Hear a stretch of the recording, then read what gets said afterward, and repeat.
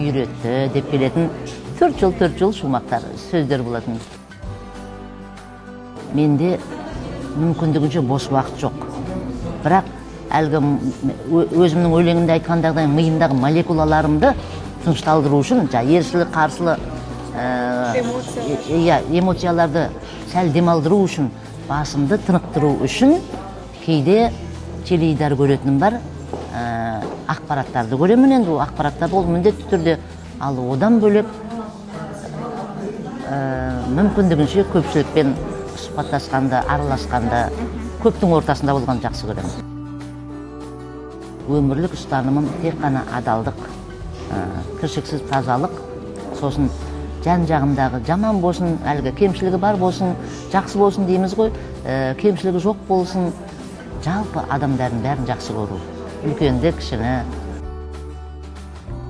Білгенім 1-9, білмегенім 1-9 дейді. Сондықтан мен көп нәрсеге жеттім деп қол жеткіздім деп ойламаймын.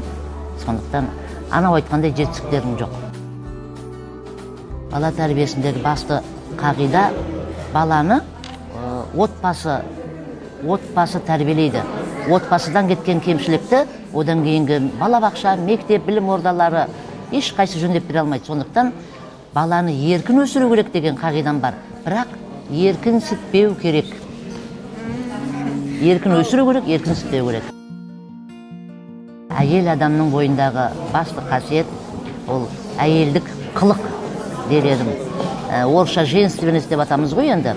Жасандылық емес, бірақ шынайы ер азаматтың қабағына қарай білу, ана болу қасиет.